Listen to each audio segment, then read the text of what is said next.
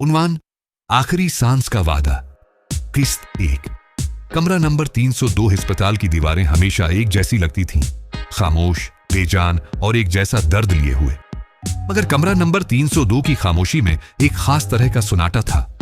वहां एक जवान है, लड़का इरहम, जिंदगी के आखिरी मरहले से गुजर रहा था। 22 साल का इरहम, एक रोशन चेहरा, कभी हंसता, कभी खांस कर थक जाता। उसके फेफड़े खराब हो चुके थे। डॉक्टरों ने साफ कह दिया था, ज्यादा से ज्यादा चंद हफ्ते। इरहम के मां बाप कुछ साल पहले एक हादसे में चल बसे थे। रिश्तेदारों ने रस्मी इयादत की और फिर भूल गए। इरहम अब अकेला था, बिल्कुल अकेला। एक दिन कमरे में एक नई नर्स आई। उसका नाम था नूर। वो दब्बे कदमों, नर्म आवाज में बोलने वाली और बेहद खुलूस रखने वाली लड़की थी। अस्सलाम वालेकुम इरहम साहब, आज कैसा महसूस हो रहा है? नूर ने मुस्कुराकर पूछा। इरहम ने आंखें बंद किए, बस इतना कहा, महसूस करने के दिन गुजर गए, अब तो सांस लेना भी बोझ लगता है।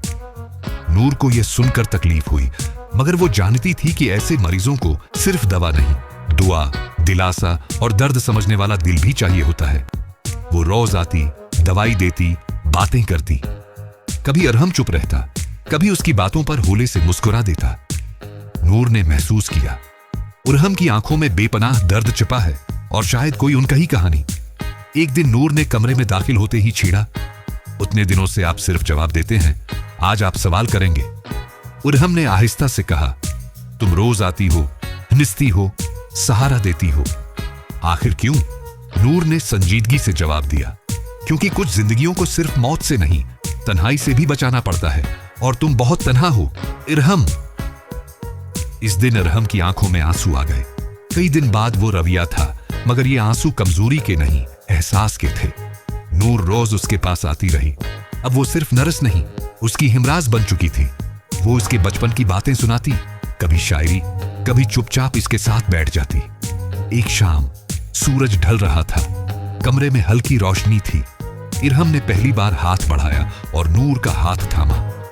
अगर मैं चला गया, क्या कोई मुझे याद रखेगा? नूर ने नरमी से जवाब दिया, हां, मैं।